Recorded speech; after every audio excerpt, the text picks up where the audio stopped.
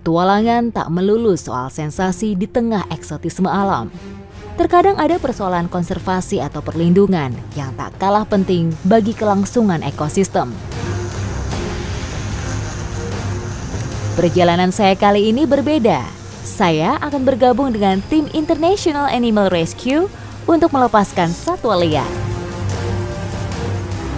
Selamat siang dari Gunung Sawal. Petualangan saya kali ini bukan sekedar mau menikmati pemandangan aja, tapi saya punya misi, yaitu untuk merilis kukang kembali ke alam bebas. Jadi sekarang kita harus mendaki dulu sampai ke ketinggian 800 meter. Ikuti jejak saya, jejak petualang. Kawasan konservasi Gunung Sawal terletak di Kabupaten Ciamis, Jawa Barat. Dipilih bukan tanpa alasan. Kawasan Suaka Marga Satwa seluas 5.400 hektar ini masih memiliki kondisi hutan yang lestari dan jauh dari eksploitasi manusia. Proses pelepasliaran satwa tak bisa sembarangan. Sebelum melakukan pelepasan hewan, tim konservasi biasanya melakukan pengecekan lokasi secara berkala untuk menilai sebuah area cocok atau tidak sebagai habitat baru hewan liar. Kukang ini hewan nokturnal atau yang aktifnya pada malam hari. Jadi kalau kita mau rilis seperti sekarang, kita nganternya pun harus dari waktu yang siang menuju ke sore. Jadi nggak mengganggu siklus hidupnya. Makanya ini matahari sebentar lagi mau terbenam. Kita harus bergerak lebih cepat. Jadi sebelum kukangnya bangun, kita udah sampai siap rilis.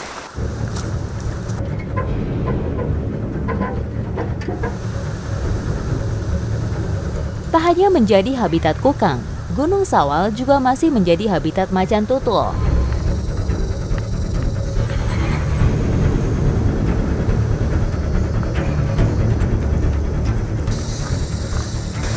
Ini salah satu jejak macan tutul.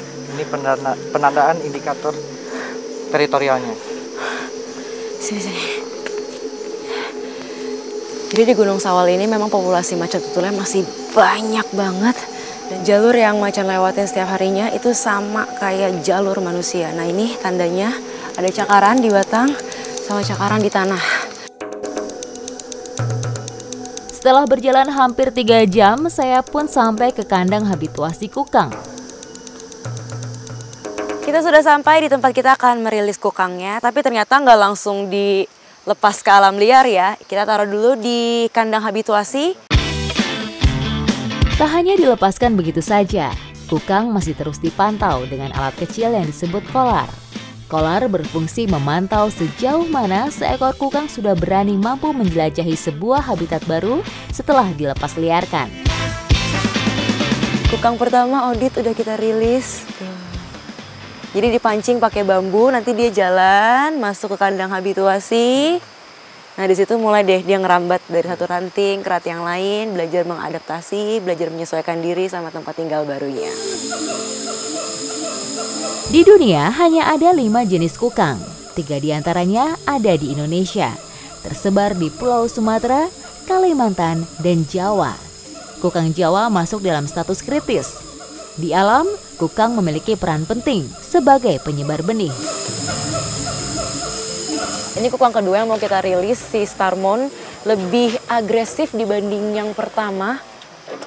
Jadi meskipun bentuknya lucu, gemas, tapi nanganinnya harus hati-hati dan yang pasti harus ahli. Kukang atau Nycticebus coukang sp dikenal sebagai slow loris atau gerakannya yang lambat dalam beraktivitas. Hewan nokturnal ini mampu menjelajah hutan hingga 8 km saat mencari makan di malam hari. Tadi kita udah pasang radio kolar di salah satu leher kukangnya. Nah ini adalah alat yang bisa mengecek keberadaan kukangnya. Semakin nyaring bunyinya berarti kukangnya semakin dekat. Tuh.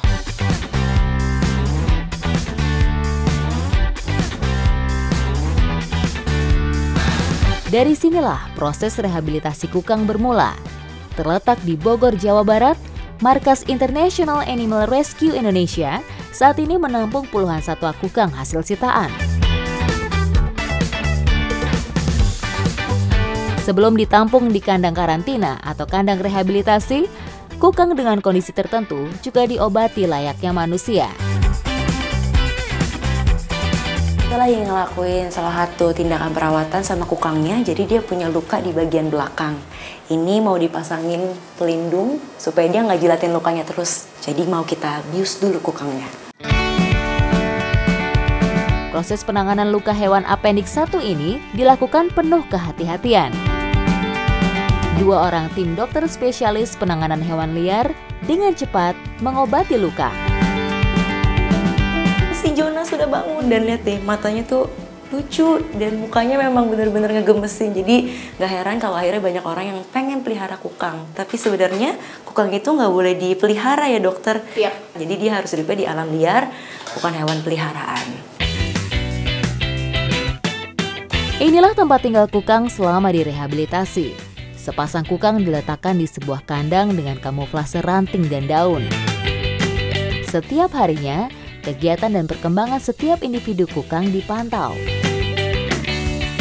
Di bagian siku dalamnya ini ada semacam bisa ya dokter. Jadi itu untuk perlindungan dirinya dari predator. Biasanya dia jilat-jilat, ditaruh ke taringnya. Ketika tergigit kukang, reaksi yang timbul bisa berupa gatal, kejang otot, demam, hingga pingsan. Faktanya, kukang adalah satu-satunya primata berbisa. Jika tak paham, bukan tidak mungkin orang yang memelihara kukang akan tertipu dengan bentuk dan wajah kukang yang lucu. Jadi tidak semua kukang di sini yang direhabilitasi bisa kembali lagi ke alam liar, karena justru kebanyakan yang datang itu giginya udah hilang, udah kepotong, udah nggak punya gigi lagi. Sedangkan itu alat utamanya dia ya untuk melindungi dirinya dari predator nih.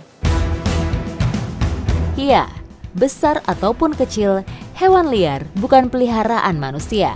Satwa liar memiliki habitat dan naluri alami yang bisa saja membahayakan. Sebaliknya, satwa liar sejatinya memang harus hidup di alam bebas. Berkurangnya keberadaan mereka di habitat asli juga akan sangat berdampak pada ekosistem. Karena setiap satwa memiliki peran masing-masing dalam menjaga keseimbangan rantai makanan.